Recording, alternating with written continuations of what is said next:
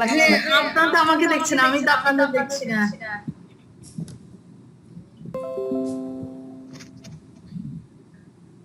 হোসনারা কেমন আছেন? আসসালামু আলাইকুম ম্যাডাম। ওয়ালাইকুম সালাম। আচ্ছা, আলহামদুলিল্লাহ ভালো আছেন। ভালো আছেন ম্যাডাম? আচ্ছা, অনেক আলহামদুলিল্লাহ। সুন্দর সুন্দর লাগছে আপনাকে ম্যাডাম আজকে।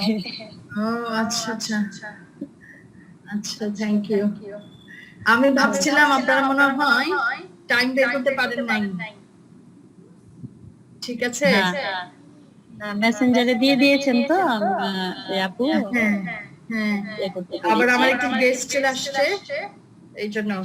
আচ্ছা, আমি যেটা করেছি সবগুলো বই থেকে খুব সম্ভাব্য প্রশ্নগুলো, হ্যাঁ, প্রশ্নগুলোকে আপনার সিলেক্ট করে আপনাদেরকে দিয়েছি। অলরেডি পেয়ে গেছেন তো না শাহরিনা? জি ম্যাম, দিয়ে দিয়েছি সবাইকে ম্যাম। আচ্ছা, এখন আপনারা বুঝতে পেরেছেন বইগুলো থেকে? জি ম্যাম, প্রশ্নগুলা বই থেকেই আছে ম্যাম, বই থেকেই দেওয়া হয়েছে। হ্যাঁ, আপনারা ওটা ক্লিয়ার করে দেওয়া। কোন কোন বই থেকে কটা দিয়েছেন ওটা তো উপরে হেডিং বইয়ের নাম এবং কি কবির ইয়ার নাম লেখকের নাম সব তো দেওয়া আছে ক্লিয়ার করে। জি ম্যাম, ক্লিয়ার, একদম ক্লিয়ার ম্যাম। হ্যাঁ, এখন এই বইগুলো থেকে আপনারা কমপক্ষে এই প্রশ্নগুলো কয়টা হয়েছে টোটাল দেখেছেন তো? মেবি 18টা সম্ভবত, 18টা না 19টা। 17টা। ঠিক আছে, 17টা। এখন যেটার জন্য আপনার বই নাই, হ্যাঁ, বই নাই যে জিনিসটা, সেটা হচ্ছে 1 নাম্বার 1 2 3 গ্রাম অধ্যয়ন। এই জিনিসটার উপরে আর হচ্ছে এই জিনিসটার উপরে আমি আজকে একটু বলবো। এটার জন্য কোন কোন বই ফলো করতে হবে সেই বইগুলো আপনি দেখবেন যে আমাদের এখানে সিলেবাসের অন্তর্ভুক্ত যে বইগুলো আছে সবগুলো বইতেই আমরা কিন্তু ইয়ে করেছি, সবগুলো বইতেই আমরা আপনার সবগুলো বইতেই আপনি গ্রামকে বোঝার জন্য বা গ্রামকে আপনার স্টাডি করতে গেলে কি কি সমস্যা হয় প্রত্যেকটা বইতেই কিছু না কিছু আছে, তাই না মিজানুর রহমান? ম্যাম আরেকজন ওয়েটিং এ। জি ম্যাম, একজন ওয়েটিং এ আছে ম্যাম। আচ্ছা আচ্ছা, আলামিন না? জি জি ম্যাম। আচ্ছা আচ্ছা, তো প্রত্যেকটা বইতে আপনি দেখবেন যে গবেষকরা তাদের ভূমিকার মধ্যে লিখেছেন।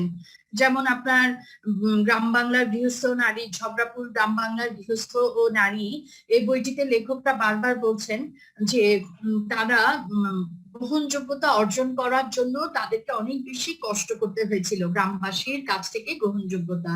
সো এটা একটা ভাইটাল একটা পয়েন্ট যে গ্রামবাসীরা হঠাৎ করে কোনো একজন আপনার কি বলে আততায়ী মতো মনে করতে পারে যে কোনো একজন গবেষককে। তাদের কাছে আগে ক্লিয়ার করতে হবে যে কি পারপাসে সেই গ্রামে বা সেই গবেষণা এলাকায় একজন গবেষক কাজ করতে গিয়েছেন। তো তাদের সাথে র্যাপোর্ট বিল্ড আপ করতে হবে। আপনারা টার্ম পেপারের যে বিষয়গুলো সেগুলো নিয়েও যখন আপনারা তথ্য সংগ্রহ করতে যাবেন, সেটাও কি একটা গ্রামের গবেষণা। এই গবেষণাটা কারা কারা কেউ কি এখনো ফিল্ড ওয়ার্ক করেছেন? যদি কেউ অলরেডি করে থাকেন তাহলে আপনারা দেখবেন, আপনি নিজে ফিল করবেন কি কি অসুবিধা আপনাকে পড়তে হয়।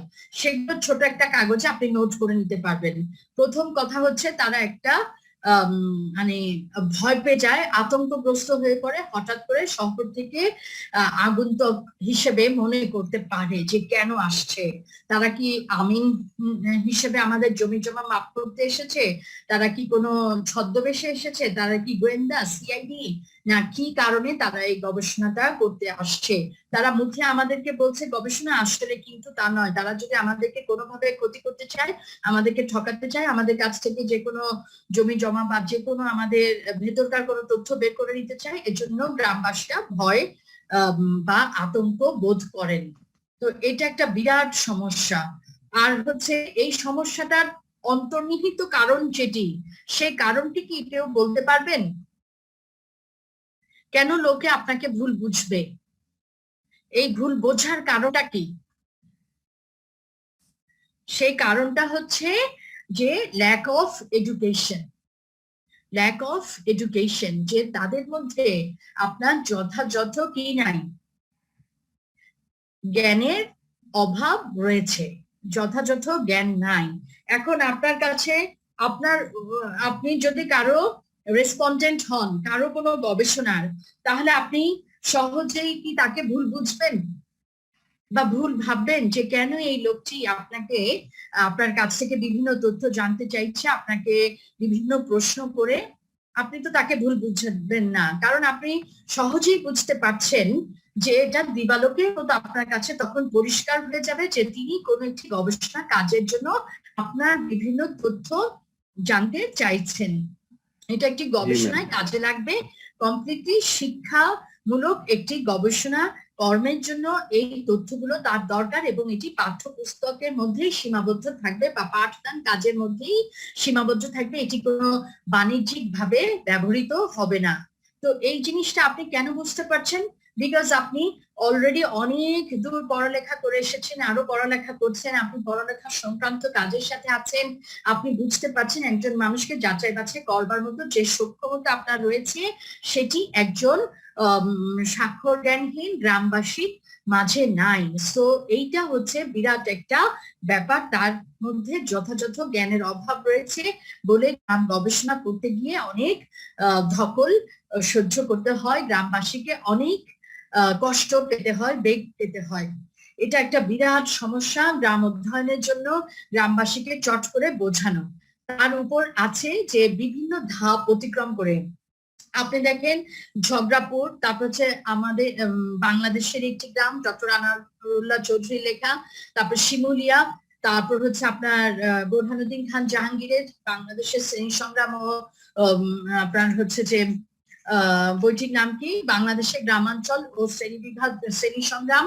প্রত্যেকটি বইতে ভূমিকায় আপনি দেখবেন যে লেখকের কথার মধ্যে থেকে আপনি পয়েন্ট আউট করে নিবেন অস্পষ্ট গ্রামে পিটার জে বাট্রসি বারবারই বলেছেন তার গবেষণা কাজ করতে গিয়ে কি কি অসুবিধা হয়ে গিয়েছিল, সেই অসুবিধাগুলো দূর করবার জন্য তার যে পরিচিত ব্যক্তি, তিনি শুধু একটা অনেক দূর থেকে আমেরিকা থেকে এসেছিলেন, তারকে পরিচিত করে দেওয়া হয়েছিল, এবং তার থাকা খাওয়া গবেষণা, এবং এই গ্রাম গবেষণা হচ্ছে কি আপনার একটা নৃতাত্ত্বিক একটা গবেষণা কর্ম, যেখানে পর্যবেক্ষণমূলক অংশগ্রহণ নিশ্চিত করতে হয়, যে তাদের সাথে অনেক দিন আপনাকে বসবাস করতে হয়, তাদের এলাকায় তাদের মতো খাওয়া দাওয়া করতে হয়, তাদের মতো জীবন যাপনে অভ্যস্ত হয়ে যেতে হয়, একেবারে ওতপ্রোত ভাবে তাদের সুখ দুঃখে সাথী যতক্ষণ না আপনি হতে পারবেন ততক্ষণ পর্যন্ত তাদের সাথে আপনার রেপোর্ট বিল্ড আপ হবে না। অর্থাৎ তাদের সাথে একেবারেই আপনি আপনার আত্মীয় স্বজন, মা বাবা, ভাই বোনের মতো খুব অন্তরঙ্গ ভাবে মিশে যেতে হবে। তখনই আপনি, যখন ওরা আপনার উপরে বিশ্বাস স্থাপন করতে পারবে, আস্থা ভাজন হবেন আপনি তাদের, তখনই তারা আপনাকে তাদের কষ্টগুলো, মনের কথাগুলো খুলে বলবে। এই হচ্ছে একটা বিরাট সমস্যা, এবং এই সমস্যাগুলো যেহেতু বাংলাদেশের এটা একটা বিরাট সমস্যা যে ল্যাক অফ এডুকেশন, তারপর হচ্ছে যে তাদের ভিতরে অনেকভাবে তারা মানুষ, বাংলাদেশের মানুষ বিশেষ করে কি হয়েছে, ডিসিভড হয়েছেন, প্রতারিত হন, বিভিন্ন ভাবে তাদেরকে প্রতারণা করা হয়, বিভিন্ন ছলচাতুরি করা হয়, যার ফলে সহজে তারা কোন একজন মানুষকে বিশ্বাস করতে এখন কষ্ট পান। এই যে ব্যাপারটি হয়ে যায়, এই ব্যাপারটি ঘটে যাওয়ার ফলে একবার একটা ব্যাড অকারেন্স যদি কারোর সাথে কারো অভিজ্ঞতা থাকে, তিক্ত অভিজ্ঞতা, তখন সেই অভিজ্ঞতার আলোকে দেখা যায় যে আর অন্য কাউকে সহজে গ্রহণ করতে পারেন না বা বিশ্বাস করতে পারেন না। এই পয়েন্টস গুলো আমার সাজেশন হবে প্রত্যেকটি বই থেকে আপনি ধরে ধরে যদি বলতে পারেন যে আমরা দেখেছি যে আর্নেস্ট, হ্যাঁ আর্নেস্ট, তারপর হচ্ছে আপনার বোরহানুদ্দিন খান জাহাঙ্গীর, পিটার জে বাট্রসি, প্রত্যেকটা গবেষক এবং তাদের যে গবেষণা কর্মের নামগুলো, হ্যাঁ এই বইয়ের নামগুলো, এগুলোকে ধরে ধরে আপনি যদি বলেন যে যেমন পিটার জে বাট্রসি তার অস্পষ্ট গ্রামের বা ইলুসিভ ভিলেজ গ্রাম নিয়ে গবেষণা কর্মে যখন ব্যস্ত ছিলেন তখন তিনি এই অসুবিধা ভোগ করেছেন। এভাবে যদি আপনি একটা এক্সাম্পল দিয়ে লিখে দেন প্রত্যেকটা বইয়ে, তাহলে আপনার এক্সামিনার বুঝবেন যে আপনি প্রত্যেকটি বই পড়েছেন এবং প্রত্যেকটি বই থেকে আপনার এই উদাহরণগুলো টানাটা এই জন্য সহজ হয়েছে। বোঝাতে পেরেছি? এই প্রশ্নটা যদি কেউ অ্যান্সার করেন তাহলে তার নোটসটা এভাবে তৈরি করতে হবে। পিটার জে বাট্রস এরকম বলেছেন, ডক্টর আনোয়ারুল্লাহ চৌধুরী এভাবে দেখেছেন, আপনার বোরহানুদ্দিন খান জাহাঙ্গীর এভাবে দেখেছেন, হেলালুদ্দিন খান আরেফিন এভাবে সমস্যা সমাধানগুলো করেছেন। তাদেরকে আপনার বাংলাদেশের একটি গ্রামে মেহেরপুর কে নিয়ে যে গবেষণাটি হয়েছে সেখানে দেখা গেছে যে আপনার গবেষককে নৌকা চালানো শিখতে হয়েছে। প্রত্যেককে তার ওখানে গবেষণা কর্মের যে এলাকা সেখানে থাকতে হয়েছে। আপনার শিমুলিয়া গ্রামে যেটা বলছিলাম হেলালুদ্দিন খান আরেফিন, তিনি তার এই গবেষণা কাজটি করতে গিয়ে ঢাকা শহরে খুব কাছাকাছি থাকলেও তিনি প্রতিদিন আসা যাওয়া করেননি। তিনি তার গবেষণা এলাকায় মাসের পর মাস বছরের মতো আপনার অবস্থান করেছেন। প্রত্যেকটি গবেষক তার গবেষণা এলাকায় থেকে বুঝে চলে তারপর তার গবেষণা কার্যক্রম সম্পন্ন করতে পেরেছেন।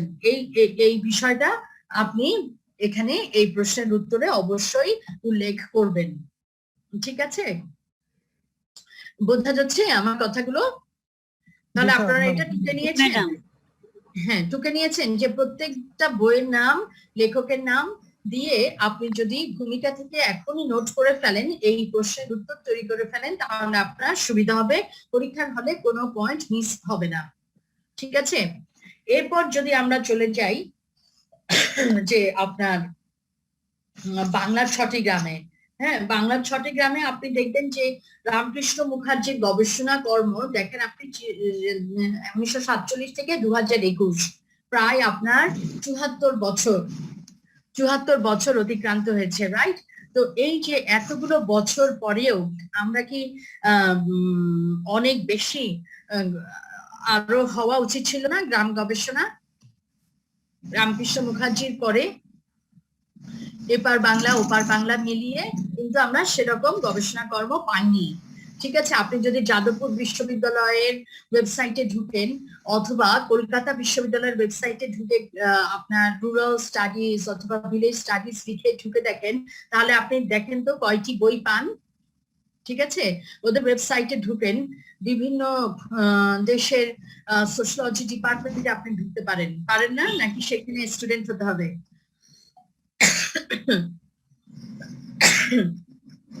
বিভিন্ন ওয়েবসাইটে ঢুকে দেখেন কি পরিমাণ গবেষণা কর্ম হয়েছে ভিলেজকে নিয়ে। হ্যাঁ, দেখবেন যে বেশ কম। এবং এই রামকৃষ্ণ মুখার্জির গবেষণা কর্মটি একটি লিজেন্ডারি গবেষণা কর্ম হয়ে দেখা দিয়েছে অর্থনৈতিক ব্যবধানকে। তিনি 6টি গ্রাম নিয়ে বগুড়া জেলার মধ্যে 6টি গ্রাম নিয়ে, তখন 1947 সালে কি ছিল, কোন সময় চলছিল? ব্রিটিশ পিরিয়ড, তাই না? কোন সময় চলছিল 1947 সালে? ভাগ হয়েছে যে ভারত পাকিস্তান যে ভাগ হলো ব্রিটিশের, হ্যাঁ, পাক ভারতীয় উপমহাদেশ, তাই না? তখন তো আপনার এরকমই ছিল। তো এই যে সেই সময়টা বগুড়া কি ছিল আপনার? বাংলাদেশের মধ্যে ছিল না ম্যাম, এটা ইন্ডিয়ার মধ্যে ছিল। তাহলে এই জন্য রামকৃষ্ণ মুখার্জি কোন বিশ্ববিদ্যালয়ের ছাত্র ছিলেন?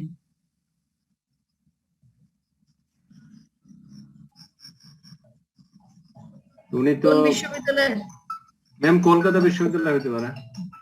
হতে পারে কেন? কেউ পড়েন নাই একটুও? ভূমিকাটুকু তো সবার পড়ে রাখা উচিত, ভূমিকাটুকু সবার পড়ে রাখতে হবে। ঠিক আছে? তো এইটা আপনি দেখবেন তিনি তার মাস্টার্স পর্যায়ে গবেষণা কর্মের জন্য যে থিসিস লিখছিলেন, সেই থিসিসের প্রয়োজনেই তাকে এই গবেষণা কর্মটি করতে হয়েছিল, গবেষণা কর্মটি সম্পাদন করতে হয়েছিল। তখন তিনি এই প্রথম, আর এর আগে কোনো গ্রাম নিয়ে গবেষণা হয়নি। তার আগে, হ্যাঁ, রামকৃষ্ণ মুখার্জির আগে গ্রাম নিয়ে কোনো গবেষণা কর্ম হয়নি। সো তিনি ছিলেন প্রথম ব্যক্তি যিনি এই কাজটি করছেন, তার উপর তিনি ছিলেন একজন ছাত্র। তো উনার শিক্ষকদের একান্ত সহযোগিতায়, ঐকান্তিক সহযোগিতায় তার পক্ষে এই কাজটি সম্পন্ন করা সহজ হয়েছিল। এবং তিনি যে মেথোডোলজি অবলম্বন করেছিলেন সেই মেথোডোলজি ছিল অত্যন্ত কংক্রিট। প্রথম অবস্থায় আমরা যদি কোনো কাজ করতে যাই তখন আমরা একটু দেখবো যে মনে করতে পারি যে মেথোডোলজি বা গবেষণা প্রক্রিয়াটি কেমন হবে সেটা নিয়ে আমরা একটা সন্দেহে ভুগতে পারি। সেই প্রক্রিয়াটি হয়তো বা সবসময় একেবারে অ্যাকুরেট নাও হতে পারে। তো দেখা গিয়েছে যে তার গবেষণার পরেও দেখা গিয়েছে যে এটি খুবই আপনার মানে একটা অন্যতম বিরাট একটা ভূমিকায় এখনো অবতীর্ণ, কারণ তার যে মেথোডোলজিটা ছিল সেই মেথোডোলজিটা অত্যন্ত কার্যকর এবং এখনো যদি ফলো করা হয় তাহলে কোনো ভুল করা হবে না, এটা বলা হচ্ছে। এবং এই গবেষণা পদ্ধতির মধ্যে দেখা যাচ্ছে যে তিনি প্রত্যেকটি গ্রামের মানুষের যে অর্থনৈতিক অবস্থান, সেই অবস্থানটা কিসের উপর ভিত্তি করে দাঁড়িয়ে আছে? তার পেশার উপর।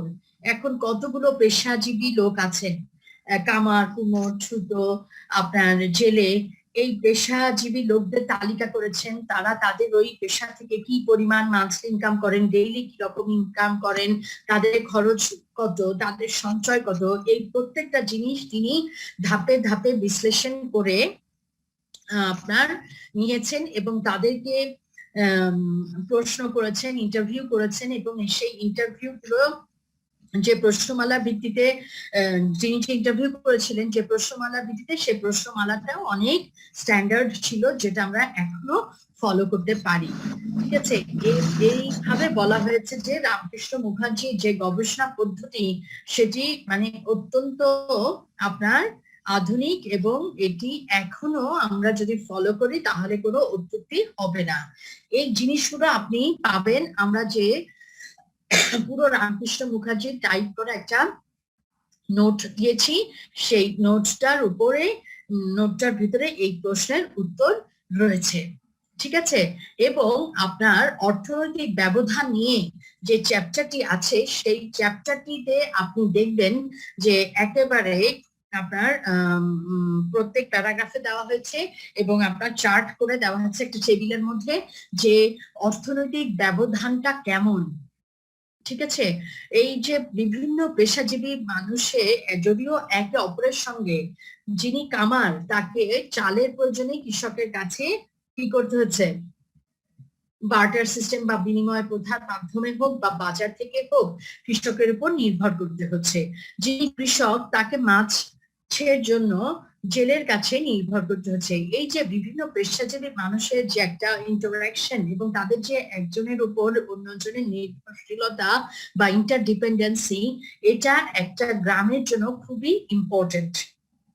ঠিক আছে, এই বিভিন্ন পেশাজীবী মানুষের মধ্যে যে ইন্টারাকশন বা তাদের যে আন্তঃসম্পর্ক, এই সম্পর্কটার উপর ভিত্তি করে কিন্তু একটি গ্রামের অবস্থা, অর্থনৈতিক অবস্থান নির্ভর করে এবং এই নির্ভরতাটা তাদেরকে কি করে এগিয়ে নিয়ে যায় যদি সেই নির্ভরশীলতাটা বা নির্ভরতার জায়গাটা সুসংহত থাকে। আর যদি আপনার খুবই আক্রমণাত্মক থাকে তাহলে সেই গ্রামের অর্থনৈতিক ব্যবধানটা বাড়তেই থাকে, কখনো কমে না। ঠিক আছে, বিভিন্ন পেশাজীবী মানুষের মধ্যে যে আপনার হৃদ্যতার বিষয়টি রয়েছে সেটি যদি তাদের প্র্যাকটিক্যাল লাইফেও থাকে, জিনিসপত্র আদান প্রদান, জিনিসপত্র লেনদেন, ক্রয় বিক্রয়ের ক্ষেত্রে, তাহলে সেটা কি করে, যেমন মনে করেন কেন এই কথা বলছি, যদি কাউকে নিজের গ্রামের মানুষদের মধ্য থেকেই তারা নিজেরা বাই সেল করতে পারে তাহলে তাদের অন্য গ্রামের মানুষের উপর ডিপেন্ড করতে হয় না। আপনি যখনই অন্য গ্রামে যাবেন বা দূরবর্তী জায়গায় যাবেন তখন অটোমেটিক্যালি আপনার প্রোডাক্টের দাম কম বেশি হয়ে যাবে। ঠিক না? তো এই যে ব্যাপারটা, আপনি যদি নিজের অবস্থান থেকে, নিজের গ্রামের থেকেই আপনার দৈনন্দিন প্রয়োজনের এই চাহিদাগুলো মিটিয়ে ফেলতে পারেন, তাহলে দেখা যায় যে একটা সুসংহত অবস্থানে থাকা যায়। এই জিনিসগুলো রামকৃষ্ণ মুখার্জি বের করেছেন, এবং আপনি দেখবেন যে প্রত্যেকটি ধাপে ধাপে তিনি এটি দেখিয়েছেন যে আসলে আধুনিকতার সাথে সাথে 1947 সালে বসে যখন রামকৃষ্ণ মুখার্জি গবেষণাটি করছেন, তখন তার প্রিভিয়াস কোনো কাজ ছিল না, এবং দেখা যাচ্ছে যে তারও 10 বছর আগ থেকে 1937 সালের তুলনায় 1947 সাল কি তখন একটু মডার্ন। দেখা যাচ্ছে যে 1937 সালে যে জিনিসগুলো ছিল না, 47 সালে তার কিছু কিছু জিনিস এসেছে। তার মানে কি কিছু কিছু আধুনিকতার ছোঁয়া লেগেছে। সেটাকেই বলা হচ্ছে যে এর কারণেই মানুষের মধ্যে শহরের দিকে যাওয়ার প্রবণতা অনেক বেশি, এবং গ্রামে মানুষরা যারা খুবই দিনহীন হয়ে পড়ছে, জমি হারিয়ে ফেলছে, তারা তাদের জীবিকা নির্বাহের জন্য শহরে পেশা পরিবর্তন করে চলে যেতে চাইছে। এই যে ব্যাপারটি, তখন তিনি যেভাবে এই সমস্যাটি ফিল করেছিলেন, এখনকার সময় এটি আরো বেশি প্রকট, কিন্তু তখন তার কাছে মনে হয়েছে এই সমস্যাটা অনেক বেশি কিরকম, অনেক বেশি মানে ভয়ঙ্কর একটি সমস্যা, যেটা আমরা এখন বোধ করি। আমরা এখন মনে করছি যে আমাদের নগরায়ন সমস্যা, নগর দারিদ্র, এগুলা বিরাট সমস্যা, কিন্তু আমরা যদি 3020-এ দাঁড়িয়ে এই জিনিসটা কল্পনা করি, তাহলে আমরা কিরকম দেখবো? 1 শতাব্দী পার হয়ে যায়, তখন সেই সমস্যাটা প্যাটার্ন আরেক রকম হয়ে যাবে, আরো বেশি কংক্রিট হয়ে যাবে, আরো বেশি অত্যন্ত মানে ভালনারেবল মনে হবে, যে সমস্যাটা আসলে অতীব কণ্ঠকাঠিন্য একটা সমস্যা। কিন্তু বিগত শতাব্দীতে দাঁড়িয়ে রামকৃষ্ণ মুখার্জি দেখছেন যে ধীরে ধীরে সমাজ পরিবর্তনের ফলে গ্রাম থেকে শহরের দিকে, বা শহর তৈরি হচ্ছে নতুন ভাবে, বা দেশ বিভাগ হতে পারে, এরকম একটা রায়ত হতে পারে, এই যে একটা দোলাচাল চলছিল সামাজিক অর্থনৈতিক অবস্থানের থেকে, সেই সমস্যাটা দেখার কারণে মনে হচ্ছিল যে আসলেই গ্রামের মানুষেরা অনেক বেশি তীব্র একটি সমস্যার মধ্যে দাঁড়িয়ে আছে, যারা তাদের এই ক্ষুদ্র প্রচেষ্টা দিয়ে, পুরাতন আদি পেশা দিয়ে নতুন যুগের সাথে তাল মিলিয়ে চলতে পারছে না, যারা জমি হারাচ্ছে, বা জমি গ্রামের আপনার মোড়ল বা বিভিন্ন রাজনৈতিক নেতাদের বিভিন্ন কুচক্রির ফলে নিজেদের জমি হারাচ্ছে, বা ঋণ গ্রহণ করার ফলে সেই ঋণ শোধ করতে না পারার কারণে নিজেদের বসত ভিটা হারিয়ে ফেলছে, তারা অনেক বেশি সমস্যায় জর্জরিত হয়ে শহরের দিকে চলে যাচ্ছে। এমনি ভাবে মানুষের মধ্যে একজনের সাথে আরেকজনের, এক পেশা মানুষের সাথে আরেক পেশা মানুষের অর্থনৈতিক ব্যবধানটা খুব দ্রুত বেগে বেড়ে যাচ্ছে। এই জিনিসটা তিনি আইডেন্টিফাই করতে পেরেছিলেন, এবং দেখলেন যে খুবই বেশি একটা গভীর সমস্যার দিকে দেশ চলে যাচ্ছে। অর্থাৎ দেশের যে আপনার স্টেপল ফুড বা অন্ন যোগান দেন যারা, তারাই সমস্যার মধ্যে পড়ছে। তার মানে কি দেশ একদিন অনেক বেশি সমস্যার মধ্যে পড়বে। এই সমস্যাগুলো যখন অত্যন্ত গভীর ভাবে ধরা দিল, তখন দেখা গেল যে যে মানুষরা আসলে শহরের মানুষের বাস করবার, বেঁচে থাকবার রসদ যোগান, তারাই বিপদগ্রস্ত, এবং তারা তাদের পেশা থেকে সরে যেতে বাধ্য হচ্ছেন, বা অনেক বেশি সংকটাপন্ন অবস্থায় রয়েছেন।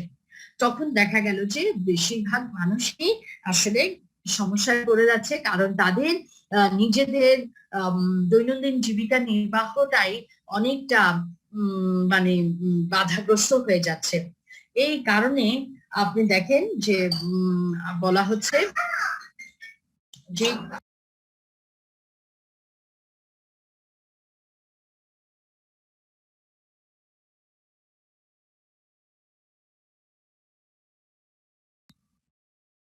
তো এই হচ্ছে আপনার অবস্থা।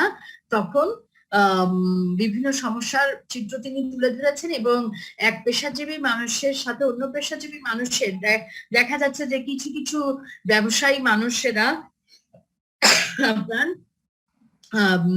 অর্থনৈতিকভাবে লাভবান হয়ে যাচ্ছেন, আবার ছোট ছোট পেশাজীবী মানুষরা, তাঁতিরা আবার অর্থনৈতিকভাবে দুর্দশাগ্রস্ত হয়ে পড়ছেন। এর কারণে তাদের মাঝে অর্থনৈতিক ব্যবধানটা খুবই প্রকট আকারে দেখা দিতে থাকলো। এভাবে করে রামকৃষ্ণ মুখার্জি দেখেছেন আপনারা যদি একটু ওই নোটগুলো চোখ বুলিয়ে নেন তাহলে অনেকটাই পড়েছেন। কয়জন আমাকে একটু বলেন তো, একটু আপনারা যদি পড়ে নেন তাহলে আপনার কি হবে, ক্লিয়ার হয়ে যাবে। আগে আপনি আমাদের ওই আমরা কম্পোজ করার যে নোটটি দিয়েছি সেটি পড়েন, তারপর আপনি বইটি পড়েন, তাহলে আপনার কাছে আরো বেশি ওখানে জিস্টটা আছে, মূল কথাগুলো আছে। এরপর যদি আপনি বইটা হাতে নেন এবং পড়েন তখন আপনার কাছে আরো ক্লিয়ার হয়ে যাবে। কয়েকজন পড়েছেন হাত তুলেন তো? রামকৃষ্ণ মুখার্জির যে নোটটা আমি দিয়েছি সেটা তো বেশ আগে। কেউ পড়ে নাই? নাজমি আছে? নাজমি খাতুন জি, যখন দিয়েছেন ম্যাম তখন পড়া হয়েছিল আর কি, এখন আর রিভাইজ করা হয়নি। হ্যাঁ, তাহলে আপনি আমি যেটা বললাম মিল খুঁজে পেয়েছেন? জি ম্যাম, জি। হ্যাঁ, এই কথাগুলোকে আপনার গুছিয়ে লিখতে হবে, ঠিক আছে? এই কোর্সে আমি বলি এটা খুবই সহজ একটি কোর্স, আবার খুবই কঠিন একটি কোর্স, ঠিক আছে? কেন কঠিন বলছি? কারণ আপনি যখন দেখবেন যে কথাগুলো আপনার যখন পড়বেন মনে হবে যে খুব সহজ, কিন্তু লিখবার সময় সেন্টেন্স গুলা যদি আপনি গুছিয়ে না লিখতে পারেন তখন কি হয়ে যাবে, আপনার সেন্টেন্স গুলো অর্থ হারাবে। কথা বুঝছেন? এর জন্য আপনার পুরো ভাবটা মানে পুরো জিনিসটা আপনার মাথায় নিয়ে একেবারে পয়েন্ট আকারে আপনাকে লিখতে হবে। এর জন্য আপনাকে আমি বলছি যে আপনি রামকৃষ্ণ মুখার্জি যখন হাতে নিবেন আগে নোটসটা পড়েন, তারপর চ্যাপ্টার বাই চ্যাপ্টার একবার আপনি পড়ে গেলেন। এখানে আপনি কিছু মাইনাস করতে পারেন, কিছু প্লাস করতে পারেন, আপনার কিসের উপরে ডিপেন্ড করে। কিছু জায়গায় হয়তো আপনার ভালো লাগতেও পারে, কিছু জায়গায় নাও লাগতে পারে। সো আপনি সেটাকে পারমুটেশন কম্বিনেশন করে একটু প্লাস মাইনাস করে নিতে হবে, ঠিক আছে? এই হচ্ছে আপনার রামকৃষ্ণ মুখার্জির একটা ব্যাপার। হ্যাঁ, তারপর আপনি এখানে যদি একটু সার্চ করে দেখেন রামকৃষ্ণ মুখার্জি বাংলার 6টি গ্রাম সার্চ করে দেখেন যেখানে আর কি কি আপনার সংযুক্ত করা যায়, ঠিক আছে? এরপর জনশক্তি ও কর্ম, এটা গতবারের আগের বার এসেছিল, গতবারের পরীক্ষা তো এখনো হয়নি, তাই জন্য বুঝতে পারছি না। গতবার আপনাদের ঠিক আগের ব্যাচের পরীক্ষাটি কিন্তু এখনো অনুষ্ঠিত হতে পারেনি, তাই জন্য বুঝতে পারছি না যে গতবার কি কি এসেছিল। প্রথমবার আপনাদের 2 ব্যাচ আগে এই কোর্সটি চালু হয়েছে, তো তখন আমরা জনশক্তি ও কর্ম, যে বাংলার গ্রামগুলোর মানুষের যে জনশক্তি আছে, জনশক্তি মানে কি, হিউম্যান লেবার বা লেবার পাওয়ার, এবং তারা যে কাজ করছেন তাদের প্রফেশনটা, এই ব্যাপারে বলা হয়েছিল। এখন আপনাকে যে প্রশ্নটা সবচেয়ে বেশি ইম্পর্টেন্ট সেটা হচ্ছে যে মানুষের ওই এলাকার মানুষের বিভিন্ন যে পেশার মানুষরা আছেন তাদের মাঝে অর্থনৈতিক ব্যবধানটা কেমন ছিল, এটা কি ধীরে ধীরে বেড়ে যাচ্ছিল নাকি কমে আসছিল, এই জিনিসটাকে আপনার রেফারেন্স দিয়ে একেবারে এক্সাম্পল দিয়ে একটা চার্ট করা আছে দেখবেন, এই চার্টটা ফলো করে আপনাকে লিখতে হবে, ঠিক আছে? তাহলে এই হচ্ছে আপনার রামকৃষ্ণ মুখার্জির ব্যাপারটি গেল।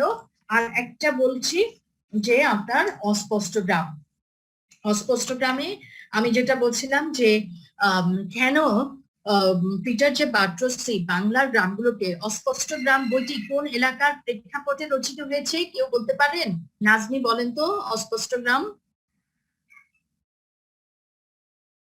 নাজমি খাতুন আছেন?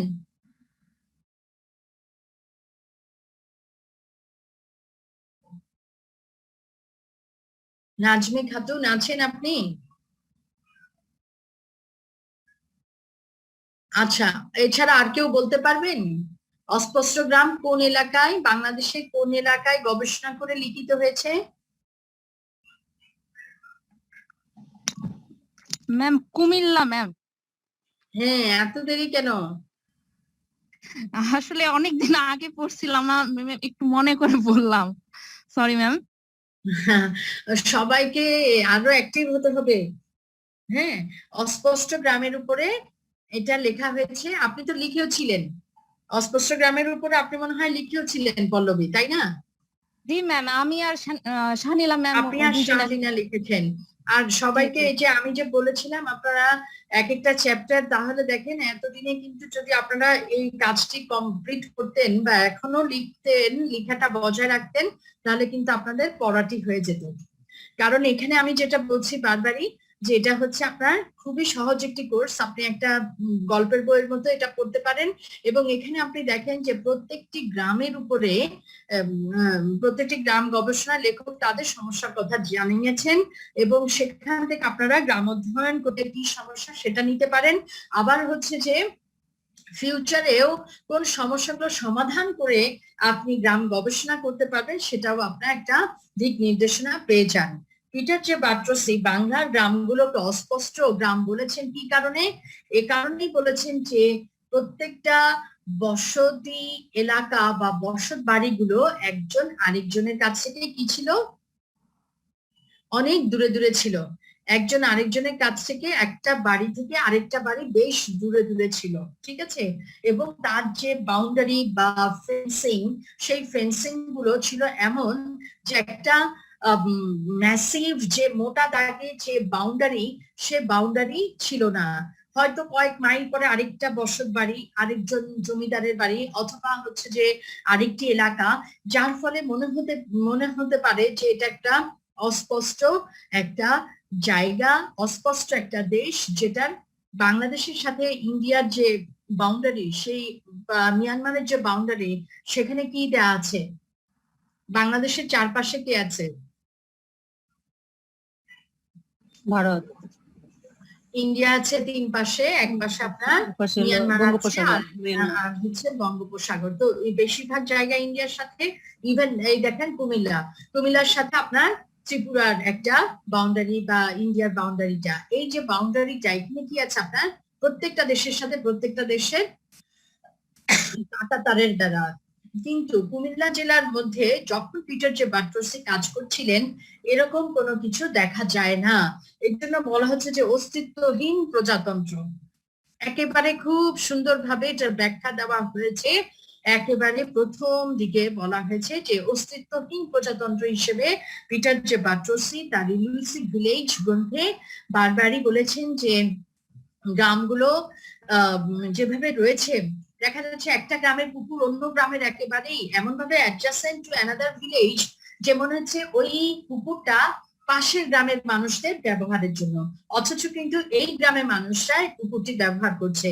কোন রকম বাউন্ডারি নাই, এবং হচ্ছে কোন রকম আইল নাই ধান ক্ষেতের, এবং তাদের মধ্যে যে ইন্টারাকশন গুলো, সেই ইন্টারাকশন গুলো অনেক আন্তরিক। কিন্তু তখন তো পপুলেশন একটু কম ছিল, পিটার জে বাট্রসি যখন গবেষণা কাজ করছিলেন মুক্তিযুদ্ধের পরপরই, তো তখন আপনার এই জিনিসগুলো হয়েছিল। ঠিক আছে, আমাদের খুব কম সময় আছে, প্রায় 3-4 মিনিটের মতো, আমরা এই পরেই হচ্ছে গিয়ে শেষ করে দিব। এবং পরের যে প্রশ্নটা আমরা বলেছিলাম যে গ্রাম সমূহ এবং তাদের সম্প্রসারণের ক্ষেত্রে, এই প্রশ্নটা কি কেউ বের করতে পেরেছেন? খুব সম্ভবত এটা 4র্থ অধ্যায় আছে।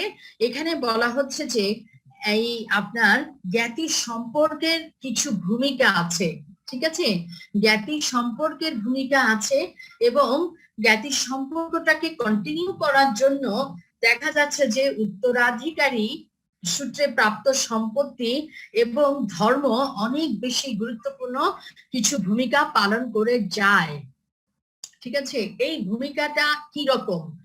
আপনার এই ভূমিকাটির কথা কিন্তু আপনি বোরহানুদ্দিন খান জাহাঙ্গীরের গবেষণায় পাবেন না, আবার শিমুলিয়াতেও পাবেন না, যেটি লিখেছেন হেলালুদ্দিন খান আরেফিন। তো এটি কেবলমাত্র এই কুমিল্লা জেলায় লক্ষ্য করেছেন পিটার জে বাট্রসি, এবং তিনি দেখেছেন যে আসলে জ্ঞাতি সম্পর্কের একটা বিরাট ভূমিকা রয়েছে। এই জ্ঞাতি সম্পর্কটা কি? যেমন একজন, মনে করেন আপনার দাদা, আপনার চাচারা 5 ভাই, এখন দাদার যে সম্পত্তি আছে 5 ভাই আপনার বাবা চাচারা সমানভাবে পাবেন। কিন্তু কেউ যদি কম বেশি, মনে করেন একজন মারা গেল, একজন চাচার ইন্তেকালের পরে বাকি 5জনের থেকে 4জন থাকে, সেই 4জন কিভাবে পাবে, কার দিকে বেশি ইনক্লাইনেশন হবে, কে বেশি পেতে পারে ওই যে এক্সট্রা সম্পত্তিটার, এটা নিয়ে সেই বেশি পেতে পারে যার কিনা দাদার সাথে সম্পর্ক ভালো, যার কিনা